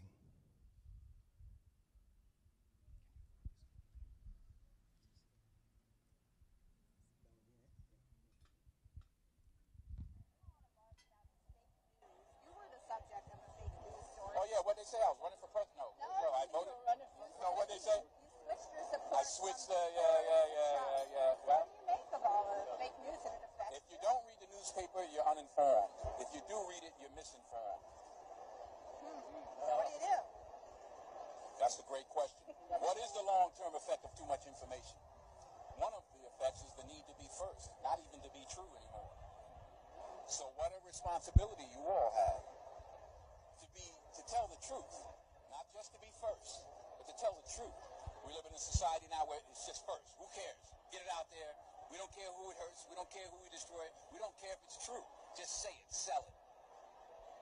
Anything you practice, you'll get good at, including BS. Yeah, so okay, if you need the clip, I can gladly hand it over to you. So what Denzel was saying actually is that the media has a responsibility of making sure the information, every bit of it, small or big, they have it verified, they have the news checked out, instead of having the need to publish something fast. So I think that's a challenge to us media practitioners and all the journalists. Yeah, thank you very much. Right, very interesting. So Denzel says nobody cares about the truth. We just want to get it out there fast. And it still takes us back to the question of speed and accuracy. Which one do we go for, speed versus accuracy? Back to you, Julie, and the panel. Thank you. I think we've almost run out of time completely. Of course, the answer to that should be accuracy. Although we live in a society, like Denzel says, where things, the news cycle is 24 hours and things are constantly moving. So you have to put news out there all the time. But just to answer to Christine, by way of closing, all is not lost in terms of, according to this survey anyway, in terms of Kenyans understanding what fake news is, because they say that 90% of people suspect to have seen or heard false news and can recognize inaccurate information. 87% of people can identify when something is deliberately false. This is according to the survey, of course, and I'm not sure how many people that they interviewed. Then they say that most Kenyans are able to identify fake news, which I'm not so sure about, but that's the results that they got from the survey. And 49%, almost 50% of Kenyans get their news, political news especially, from the online space.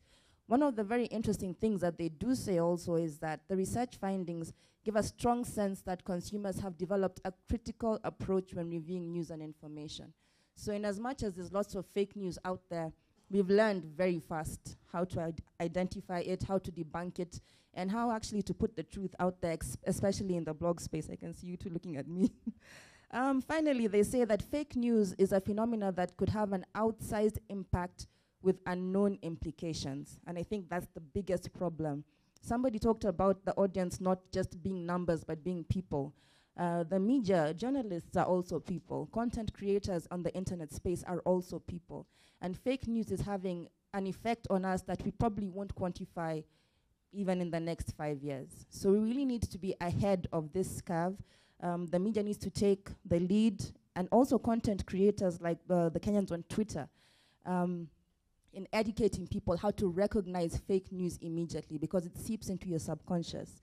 If companies like Cambridge Analytica and anybody else is able to manipulate you without you knowing it, then God knows what kind of society we're going to end up being, because we won't have agency in our thought process. So I think this has been a very fruitful discussion. Of course, we can't discuss everything in less than 2 hours. But it's a conversation that needs to be had and continue to be had, because, as we said, rightly said, fake news is not going anywhere. It might be exciting, but the consequences cannot be ignored. Thank you so much, Franny, for inviting. Oh. All right, okay.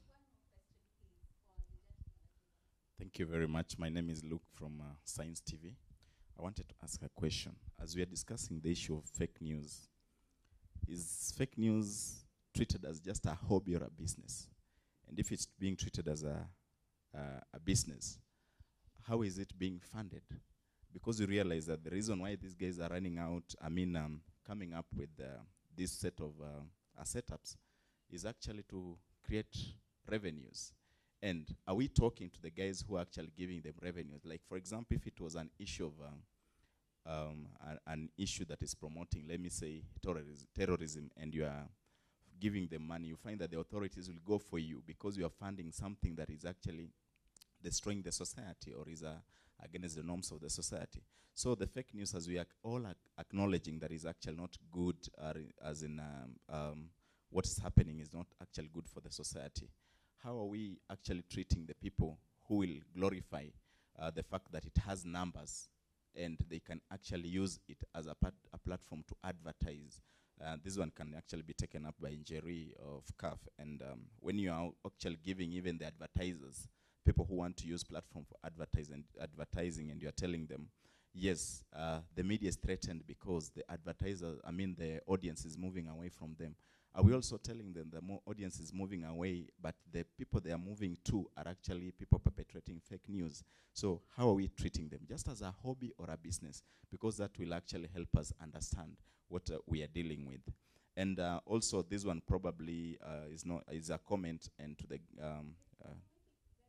yes, to the council, to media council. How do you always come up to educate the public and tell them that actually from the news that we had this week, at the end of the week, we have 1, 2, 3 that we consider as fake news, because that will also assist. Thank you very much. What happens is that whoever needs more information about fake news, we have the Observer. The Observer publishes fake news like on a weekly basis. And you realize if you need more reports or more information about that, you realize that every week we flagged on around 26 to around 24 news items that are fake. So if you need to know exactly what we do, right now there are several workshops. Right now there is one that is in Eldoret. I think it was there yesterday. And then there is one that is being conducted today in Machakos. And what happens is that they go along and invite journalists, and they teach them on how to detect, debunk fake news, and try to sensitize them on how they can be very so keen on fake news and all that. So there are several workshops that are being conducted across the country just to focus on fake news. We try to educate people on the dangers of fake news and all that.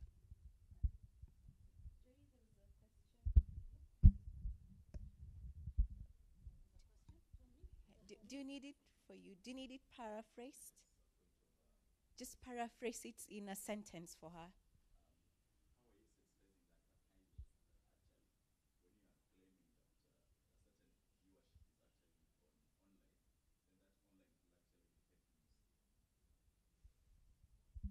That's an interesting question you've asked me. I've been asked that many times, but not in that way. It's not a question of sensitizing the advertisers, because the advertisers are those who pay for the adverts. But it is the advertising agencies, perhaps, that we need to sensitize a bit more. But more than anything else, if we're looking at what the advertiser is looking at, they're looking at getting impact. They want to make sure that they get ROI for the money they put out in the media. So it still comes back to the media house. It's a question of now identifying who is your target audience, who will be loyal. Because at the end of the day, if you all come and give me advertising space during prime time, which is news, and people are just switching from here to there to here to there, because that's what really happens. Everybody switches between the news TV stations to get what news from different stations. Then you're not giving that advertiser ROI, because then it's going to cost them maybe twice to reach the same guy. So it still comes back to the media house. And so you have got to package your product and really thinking about who is your target audience and build them, and then give them something worthwhile. Then the advertiser will also feel they're getting value for money. Answered. Thank you. So Julie, back to you to close finally. Am I closing? Yes. All right. Okay, then I think I closed before the final comment. What's left to say? It's been a very interesting conversation, one that is needed, like I said before, and I hope we'll carry on talking about it, carry on learning to identify fake news and debunk it every time we encounter it.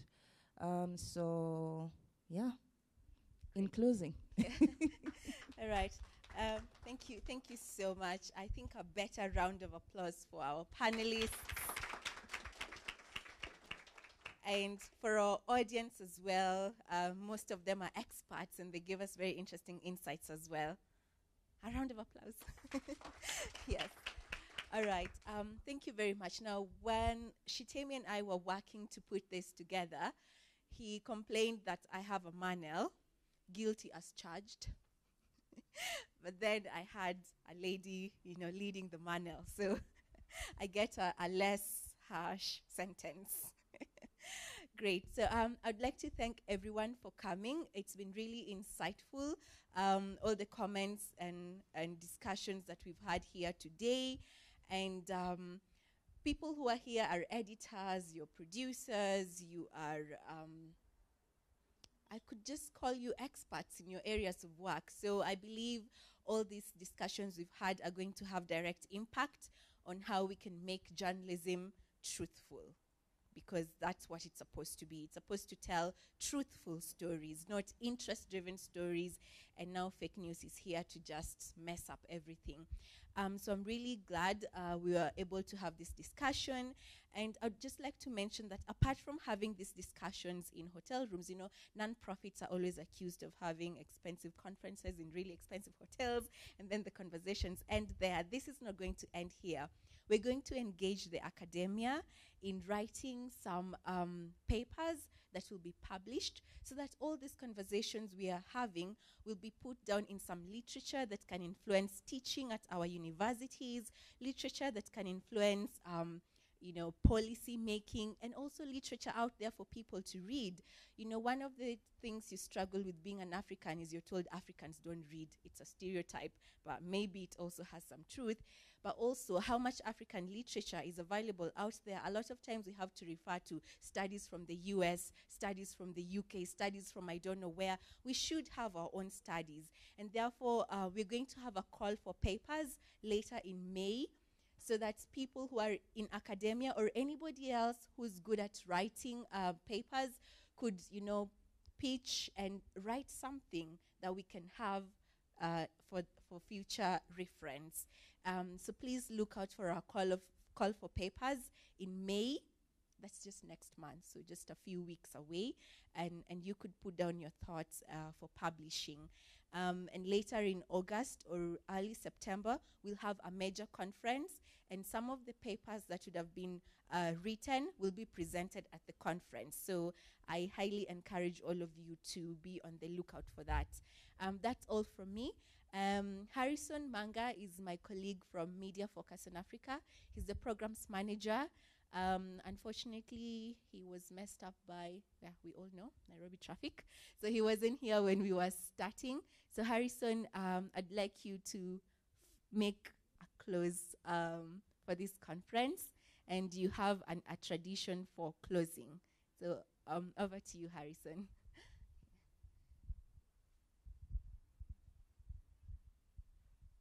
Thank you, Frini. I thought you had already done the closing, but I am happy to close. So this is how we close. I will request that we be on our feet, all of us.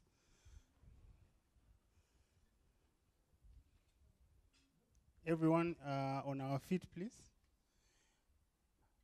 Maybe with the exception of the guys on the cameras. Yeah. And then we sing the national anthem, right? We know it from the first to the third stanza in Kiswahili. Sindio? So we can sing the third stanza. Sindio? That's how you catch those who do not know. Because the first one is popular and it's repeated all the time, so we all know it. But the third one may not be the case. Let's try the third one and see. Na tujenge taifa letu, ndio wajibu wetu. Kenya istahili heshima, tungane mikono pamoja kazini, kila siku tuwe na shukrani. Thank you very much.